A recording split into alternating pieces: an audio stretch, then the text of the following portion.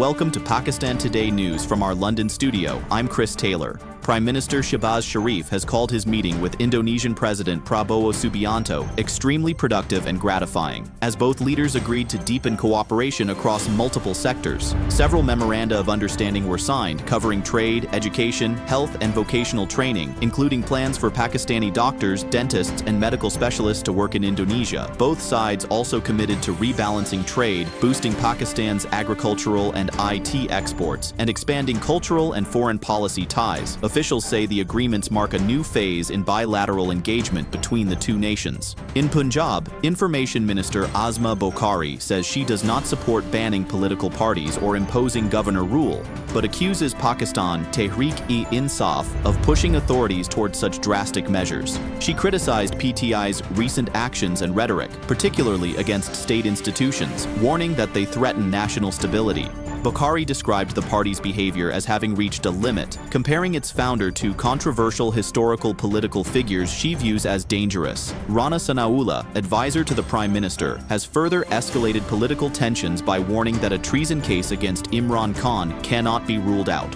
Pointing to recent statements from the military's media wing and Imran Khan's remarks after a jail visit, he said these serve as clear warnings that PTI must not ignore. Sanaullah added that confrontational speeches at PTI rallies risk triggering a strong and prompt response, with potentially severe legal and political repercussions. A major police operation unfolded in Shikarpur, where 9 bandits were killed during a fierce exchange of fire in the Manchar Sheikh area. 4 police officers, including 2 deputy superintendents of police, were injured as heavily armed criminals used advanced weapons to resist security forces. Police deployed armored vehicles and drones to counter the attackers, arresting 1 injured bandit alive. The search operation continues, with authorities working to clear remaining suspects from the area. For more on the security situation in Sindh following the raid, we go to our correspondent Clara Bennett, reporting from Karachi. Clara, what can you tell us?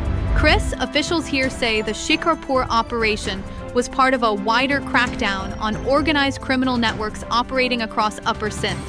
Police commanders report that the group targeted yesterday had been linked to several high-profile kidnappings and highway robberies. Residents in the surrounding villages have welcomed the action, though many remain anxious as sporadic resistance pockets persist in nearby areas. Authorities insist the deployment of drones and armored units will continue until the region is fully stabilized. Back to you in London. Thank you, Clara. The Election Commission of Pakistan has released the complete schedule for local government elections in the Islamabad Capital Territory. Public notices for nominations will be issued on December 19th next year, followed by submission of nomination papers from December 22nd to 27th, excluding Christmas Day. The list of nominated candidates will be published on December 29th, with scrutiny set for December 30th through January 3rd. Appeals will run from January 5th to 8th. Final candidate lists will be confirmed between January 14th and 16th, and polling will take place on Sunday, February 15th, 2026, from 8 a.m. to 4 p.m. In separate political developments, Aleema Khan staged a sit-in after police prevented the sisters of the PTI founder from passing a checkpoint to meet him. Dozens of party workers gathered at the scene, calling the blockade unlawful and demanding immediate access. Aleema Khan urged supporters to remain peaceful, but warned that protests would continue if the family remained barred. She emphasized that their only intention was to see their brother. And finally, renewed fighting has erupted along the Thailand-Cambodia border, where Thailand says it is conducting operations to expel Cambodian forces from its territory. Overnight clashes left 2 civilians and 1 Thai soldier dead, bringing the total death toll to 6 since the violence began.